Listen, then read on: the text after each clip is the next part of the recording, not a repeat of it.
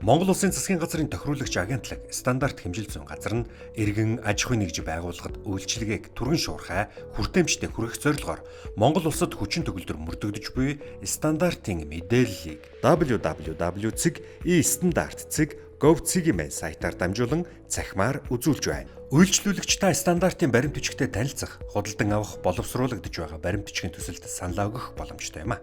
Та манай сайтын нүүр хуудас болон стандарт цэсэнд байрлах хайлтын цэснээс өөрийн сонирхсон стандартыг нэршил болон дугаараар хайж олох бөгөөд үндэсний стандартыг бүтнээр нь олон улсын стандартын зөвшөөрөгдсөн хэсгийг өн төлбөргүй уншиж танилцах боломжтой юм а.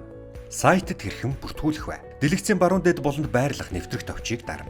Шинээр бүртгэл үүсгэх хэсгийг сонгож бүртгүүлэх талбарт хувийн мэдээллийг үнэн зөвөөр бүглэн бүртгэл үүсгэнэ. Нэвтрэх талбарт гарч ирсэн бүртгүүлсэн цахим шуудангийн хаяг нууц үгийг ашиглан системд нэвтрэнэ.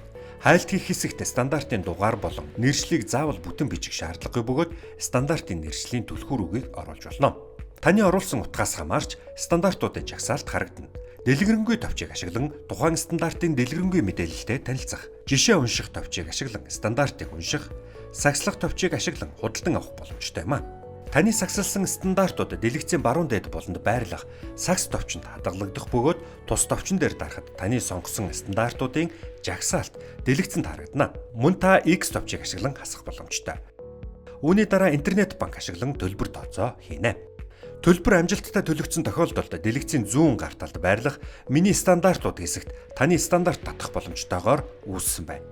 Байгууллагын хэрэглэгчдийн анхааралд нэхэмжлэх талбарын байгууллага эсэх товчийг идэвхжүүлэн байгууллагын нэр, байгууллагын регистрийн дугаарыг үнэн зөвөөр бүглэнэ. И-баримт хэсгийг сонгон нэхэмжлэл үүсгэх товчийг дарж хүсэлт гаргана.